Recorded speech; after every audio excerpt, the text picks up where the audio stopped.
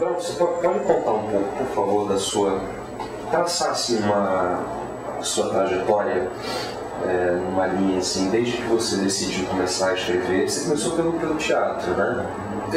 Puxa, na verdade essa história quando eu decidi começar a escrever, eu acho que eu tinha 13 ou 14 anos.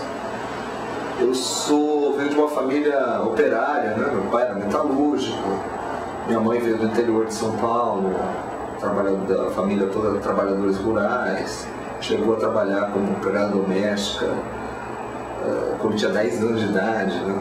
Então eu cresci num ambiente muito proletário. Quando eu disse mas na escola eu ia muito bem em português. Eu sempre gostei muito de ler, escrevia e as minhas redações faziam sucesso. Os professores de português liam em voz alta, os alunos davam risada.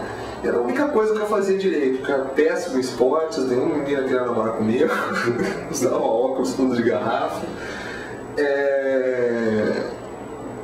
Então eu dei bem escrevendo. Eu disse para os meus pais que eu ia fazer escola técnica, eu estava fazendo cursinho para prestar colegial técnico. E eu disse, olha, eu não quero fazer colegial técnico, eu quero ser escritor. E meus pais não questionavam, eu fui estudar escola técnica.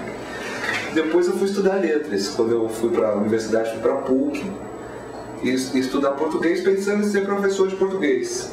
E ali eu conheci um pessoal de cinema, uma amiga minha de classe da sala, uma colega de sala, que era muito minha amiga, ainda era casada com um diretor de cinema. Estava fazendo uma tese na USP, que era um documentário sobre a Tropicália.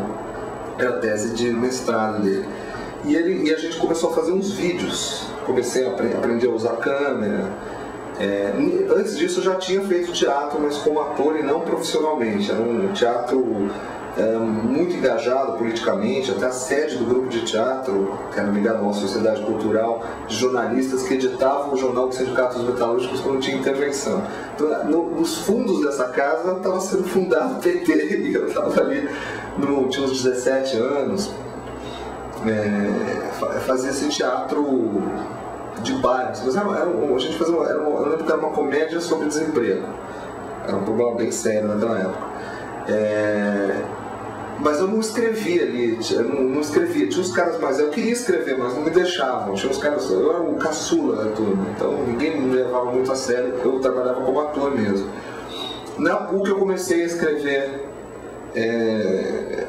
algumas coisas mais de performance, assim. Tinha um grupinho lá que a gente fazia os vídeos também.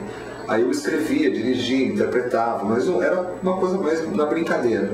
Com esse convite aí eu fiz eu trabalhei na montagem desse documentário, mas na verdade fazendo um roteiro de montagem. Já tinha os depoimentos gravados, tinha um monte de coisa, eu organizei junto com o diretor, foi um roteiro.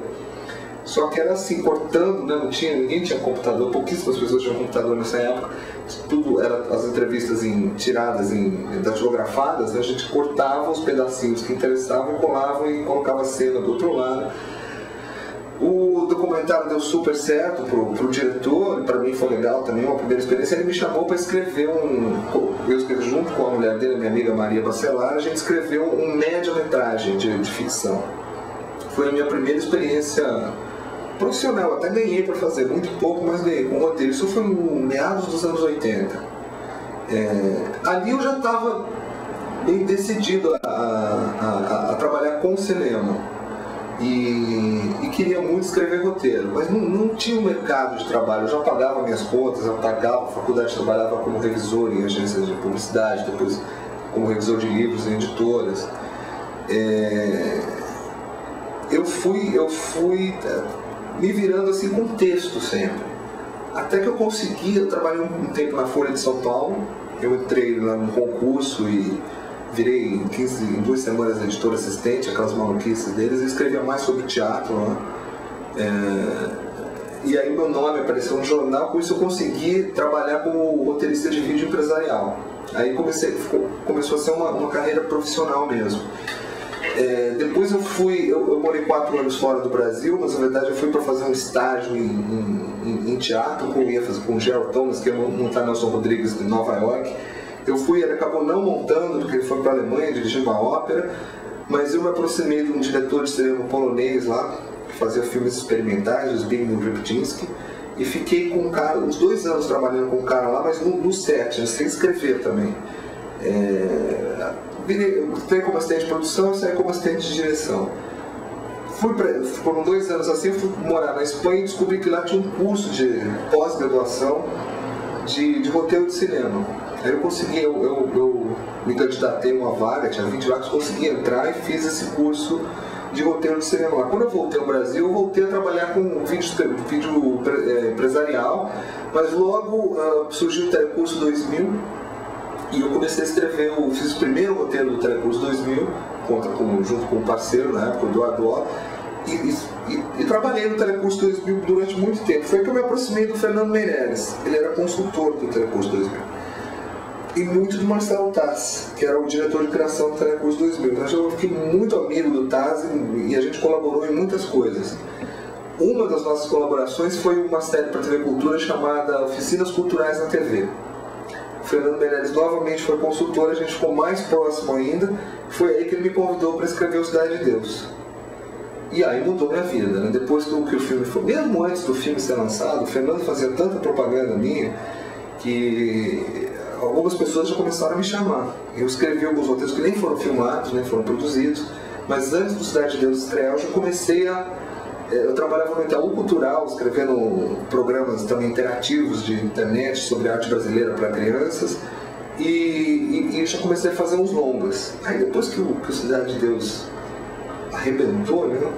E aí teve 10 indicações ao Oscar, eu fui indicado também, aí eu passei a escrever só longas metragens. Eu acho que é realmente a única coisa, o único desvio aí no meio desse processo foi com o Marcelo Taz, que a gente fez uma instalação lá no Museu da Língua Portuguesa, que está lá até hoje, lá que é um jogo de palavras, de formar palavras. Foi o único desvio, assim, nessa minha trajetória, né?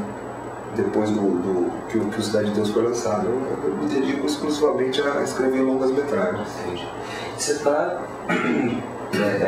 trabalhando numa peça agora, não um texto? Não, eu tenho essa peça, na verdade, eu escrevi em 1992, quando eu morava na Espanha e estava desempregado e morando numa aldeia de 200 habitantes na casa de um ex-sogro, completamente duro, não tinha o que fazer, não tinha emprego. Estava resistindo a voltar ao Brasil, estava tentando conseguir coisas lá. Eu cheguei a trabalhar como roteirista lá também.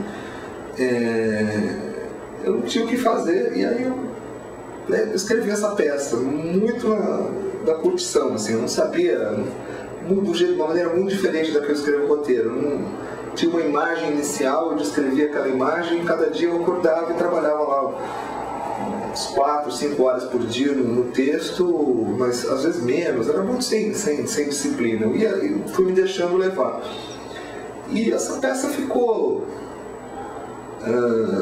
esquecida, assim, sabe? De vez em quando eu me lembrava dela, até que quando eu conheci o Gustavo Machado, o ator, eu me lembrei da peça que eu achei que ele poderia fazer muito bem o personagem tal como eu tinha imaginado no texto. E aí foram se agregando pessoas, né? O Rony Facchini, a Paula Cohen, e a gente falou, vamos montar, e até por sugestão deles, que eu achei que a escolha deles não ia dar certo, porque a diretora que eles escolheram, eu achei que era muito séria, que não ia gostar, ia pensar um pouco no besterol, assim. Que é a Laís Bodansky, mas ela gostou muito, deu muita risada, e a gente tem, quer dizer, eles, né, a Laís e eles estão com o projeto de produzir a peça. Eu estou meio afastado, mas quando tiver ensaio, eu fatalmente vou me sentar com eles e trabalhar o texto novamente.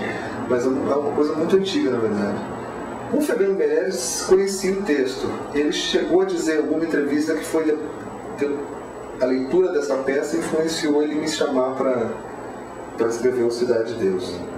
Se é verdade ou não, você tem que perguntar para ele. Legal.